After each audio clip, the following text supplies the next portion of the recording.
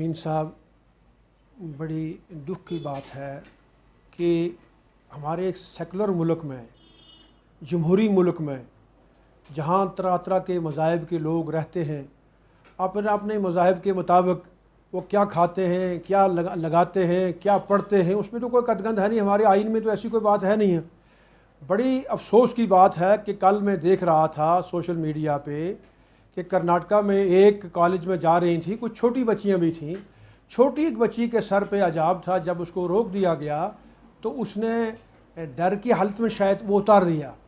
तो मेरे दिल पे क्या गुजरी हो मेरा खुदा ही बेहतर जानता है। मैं अपने वज़ीर आज़म हिंदुस्तान से मोदबाना अपील करूँगा, गुजारिश करूँगा उनसे कि मैं यही कहूँगा खुदा के लिए कि आपका कहना है, आपका फरमान है कि सबका साथ और सबका विकास, और इसके साथ साथ आप कहते हैं बेटी बचाओ और बेटी पढ़ाओ। क्या आपको कर्नाटका का ये सीन नज़र नहीं आ रहा है? कर्नाटका में ये जो हालात बन रहे हैं क्या आपके सामने नहीं हैं? आप नहीं सुन पा रहे हैं इनको?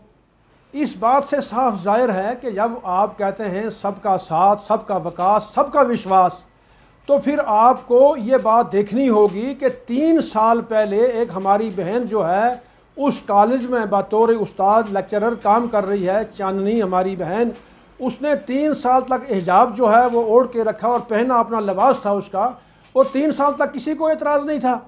अब एतराज़ आ गया। मैं उस बहन की अज़मत को सलाम करता हूँ कि जिन्होंने उस अपने ओहदे से इस्तीफ़ा दे दिया और हिजाब हटाने से इनकार किया।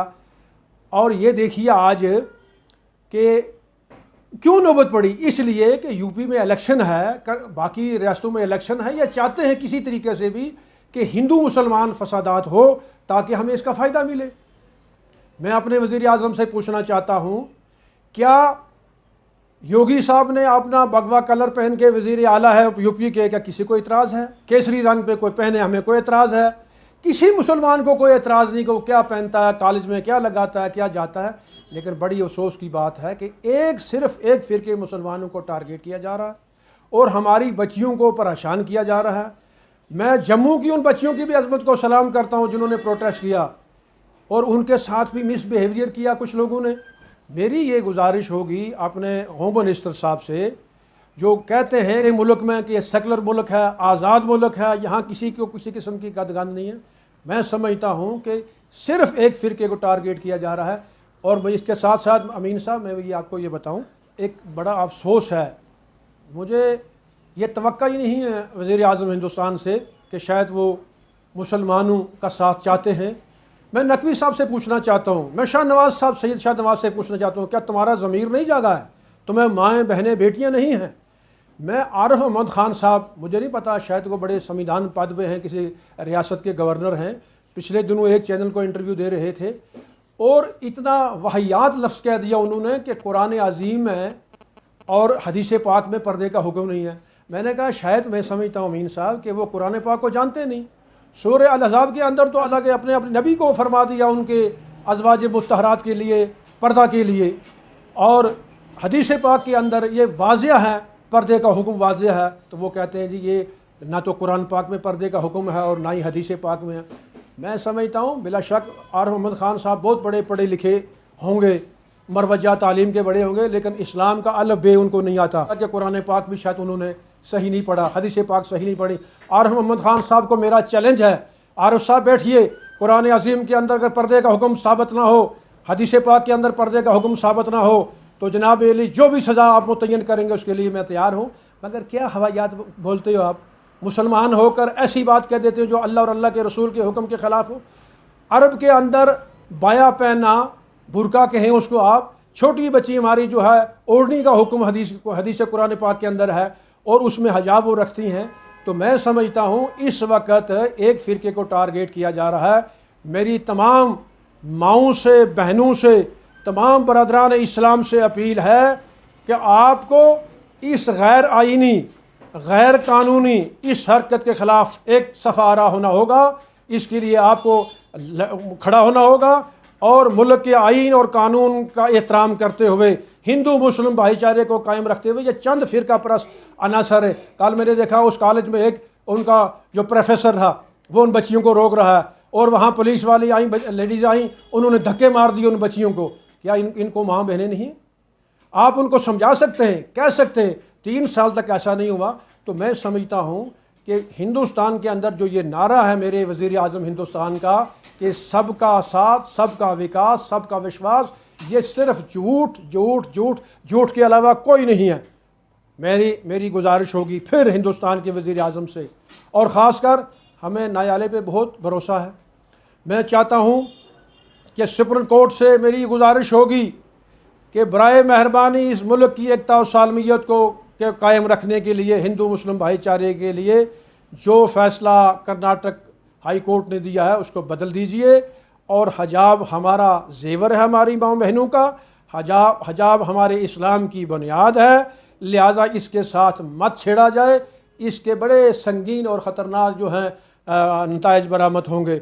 हम चाहते हैं कि मुल्क की एकता और सालमियत बरकरार रहे, हिंदू मुस्लिम भाईचारा बरकरार रहे, लेकिन हम समझते हैं कि 80% लोग जो हैं हमारे गैर मुस्लिम भाई हैं वो सेकुलर लोग हैं। ये चंद फ़िरका परस्त लोग जो हैं सिर्फ अपनी शोहरत के लिए वो खुदा के बंदे को हिजाब लगाए, किस तरह का कपड़ा लगाए, किस तरीके से अपने आप को जो है वो पर्दे में रखे, वो तुम्हें क्या तकलीफ़ है?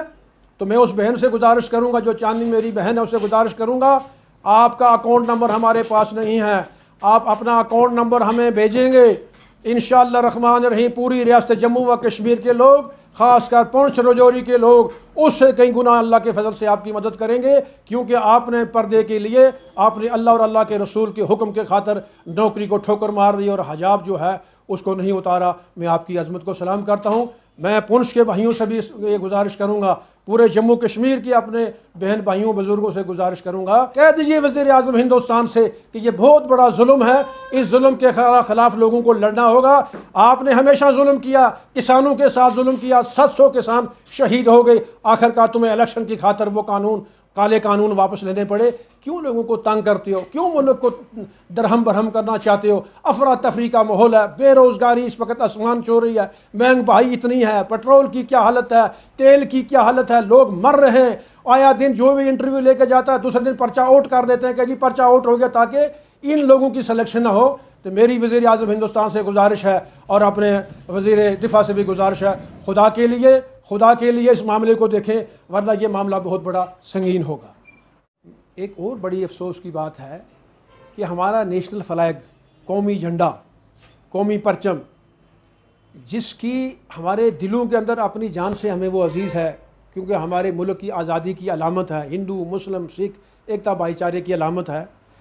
कर्नाटक की जो असम्बली में है, जो सरकार है, वो बीजेपी की सरकार है। वहाँ के एक मंत्री ने, एक वज़ीर ने, ईश्वर पारक उसका नाम है, उस शख्स ने झंडे की गुस्ताखी में ये कह दिया कि हम लाल किले में जो है बजाय इस कौमी परचम के केसरी झंडा वहाँ लहराएंगे। तो उस वज़ीर के ख़िलाफ़ पूरी असम्बली के अंदर प्रोटेस्ट हो रहा है और अपोजिशन वहाँ कर रही है, लेकिन अभी तक ना तो उस मंत्री को ओहदे से इस्तीफ़ा देना पड़ा और ना ही उस मंत्री के ख़िलाफ़ कोई केस हुआ। ये देखिए कि कर्नाटक में जो ये हिजाब का मसला, यहाँ भी बीजेपी की सरकार है। क्या बीजेपी की सरकार अंधी है? और इस शख्स ने जो कौमी फलाह के लिए, नेशनल परचम के लिए जो अल्फाज कहे, अगर ये अल्फाज कांग्रेस ने कहे होते, ये अल्फाज नेशनल कॉन्फ्रेंस ने कहे होते, ये अल्फाज पीडीपी ने कहे होते, ये अल्फाज अपनी पार्टी ने कहे होते, या पीपल्स कॉन्फ्रेंस ने कहे होते, या किसी और जमात ने कहे होते, या उनके किसी ओहदेदार ने कहे होते, तो उसके खिलाफ इस वक्त तक FIR लाज हो गई होती और उसको बर्खास्त कर दिया गया होता। मगर बड़ी अफसोस की बात है, ये कहें, ये जो मर्जी कहें, इस रोह की बात नहीं है। हम कहें, हम आ करें तो हो जाए बदनाम, या कत्ल करें तो चर्चा नहीं होता। दिल के बबोले जल उठे अमीन साहब, दिल के दाग से घर को आग लग गई है, घर के चिराग से। हम समझते हैं कि हमारा ये मुल्क जो है हमने बड़ी कुर्बानियों से हासिल किया है। मेरी तमाम मुल्क के हिंदू मुस्लिम सिख एकता भाईचारे से ये अपील होगी पुरजोर, खुदा के लिए इस अपने मुल्क की एकता और सालमियत के खातर आपको यकजा होकर एक प्लेटफार्म पर आना होगा और इन फ़िरका परस्त ताकतों को जवाब देना होगा।